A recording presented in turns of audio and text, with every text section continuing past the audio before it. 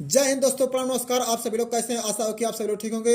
आइए आज हम रेलवे एनटीपीसी 23 फरवरी 2021 के पहले शिफ्ट और दूसरे शिफ्ट में जो भी जीके जीएस से प्रश्न पूछा गया था उसको हम लोग देख लेते हैं। तो मेरे वीडियो को शुरू से लेकर के अंत तक देखिएगा क्योंकि आपके लिए मोस्ट इंपॉर्टेंट है। तो देखिए, पहला प्रश्न जीके से क्या पूछा गया था। पहला प्रश्न पूछा गया था 42वां संविधान संशोधन 1976 के तहत प्रस्तावना में समाजवादी, पंथ निरपेक्ष, अखंडता शब्द जोड़े गए थे। तो समाजवादी, पंथ निरपेक्ष, अखंडता शब्द कौन से संविधान संशोधन के द्वारा जोड़े गए थे? तो 42वां संविधान संशोधन 1976 के तहत जोड़े गए थे। लान का फुल फॉर्म होता है, तो लान का फुल फॉर्म होता है local area network. Local area network, LAN का फुल फॉर्म क्या होता है? लोकल एरिया नेटवर्क होता है। प्रार्थना समाज की स्थापना किसने किया था? तो प्रार्थना समाज की स्थापना आत्माराम पांडु और महादेव गोविंद रानडे 1867 ईस्वी में किया था। बांग्लादेश की सीमा भारत के कितने राज्यों से लगती है? तो बांग्लादेश की सीमा भारत के 5 राज्यों से लगती है। असम, त्रिपुरा, मेघालय, मिजोरम, पश्चिम बंगाल, 5 राज्यों से लगती है। डीपीआई की फुल फॉर्म है, डीपीआई का फुल फॉर्म होता है डॉट्स पर इंच होता है। राष्ट्रद्वीप का नाम बदलकर सुभाष चंद्र बोस द्वीप कर दिया गया था।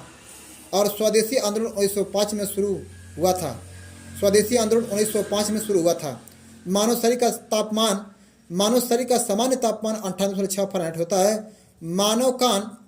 मानव का कान 20 हर्ट्ज से 20,000 हर्ट्ज तक की ध्वनियों को सुन सकता है। बंदी प्रत्यक्षीकरण एक कानूनी आज्ञापत्र होता है जिसके द्वारा गैर कानूनी कारणों से गिरफ्तार व्यक्ति को रिहाई मिल सकती है। किसके द्वारा? बंदी प्रत्यक्षीकरण के द्वारा। डब्ल्यूटीओ का पुराना नाम क्या है? तो डब्ल्यूटीओ का पहले तो फुल फॉर्म जानिए। डब्ल्यूटीओ का फुल फॉर्म होता है World Trade Organization. World Trade Organization, इसकी स्थापना 1945 में हुई थी। कहाँ हुई थी? जेनेवा में हुई थी। तो इसका पुराना नाम क्या है? तो इसका पुराना नाम है गेट। इसका पुराना नाम है गेट। गेट का भी मुख्यालय कहाँ था? जेनेवा। डब्ल्यूटीओ का भी मुख्यालय कहाँ है? जेनेवा। इसकी स्थापना कब हुई थी डब्ल्यूटीओ की? तो 1945 में हुआ था। और इसका फुल फॉर्म होता है वर्ल्ड ट्रेड ऑर्गेनाइजेशन। स्वर्णिम चतुर्भुज योजना के अंतर्गत कुल लंबाई 5846 किमी है। स्वर्णिम चतुर्भुज योजना के अंतर्गत कुल लंबाई 5846 किमी है।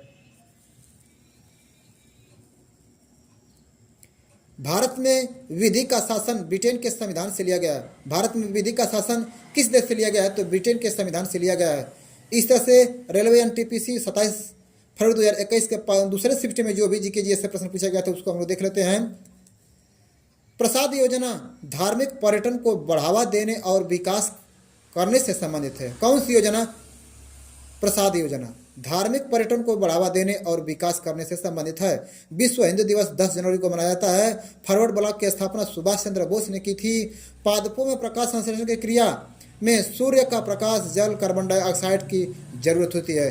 3-4 चीज़ की जरूरत पड़ती है प्रकाश संश्लेषण के दौरान। ठीक है, याद करिएगा कौन कौन से? तो सूर्य का प्रकाश पहला, दूसरा जल, तीसरा कार्बन डाइऑक्साइड। आवर्त सारणी का पहला तत्व क्या है? हाइड्रोजन है। सोडियम वायु के संपर्क में आकर ऑक्सीजन के साथ अभिक्रिया करने पर जल उठाता है। सोडियम वायु के संपर्क में आकर ऑक्सीजन के साथ अभिक्रिया करने पर जल उठाता है। गर्भाशय से ऑक्सीटोसिन एंजाइम स्रावित होता है।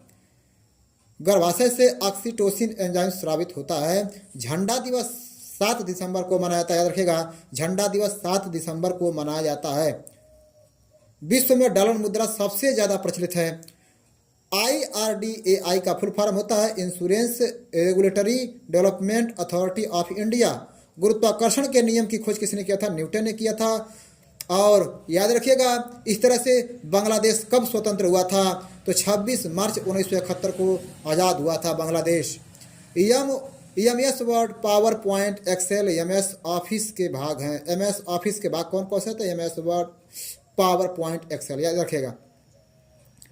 ब्रिटिश काल में स्वतंत्रता के लिए पहला आंदोलन कहाँ से प्रारंभ हुआ था? याद रखिएगा, तो बंगाल से हुआ था और सबसे पहले वहीं से चालू हुआ था। ब्रिटिश काल में स्वतंत्रता के लिए पहला आंदोलन बंगाल में हुआ था।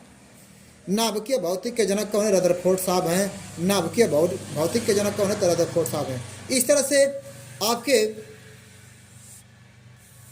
जो भी 23 फरवरी और 27 फरवरी के पहले शिफ्ट और दूसरे शिफ्ट में जो भी प्रश्न पूछे गए थे उसको हम लोग ने अच्छे ढंग से देखा है। तो इसको आप लोग अच्छे से याद करके परीक्षा में जाएगा, क्योंकि आपके लिए मोस्ट इंपॉर्टेंट है।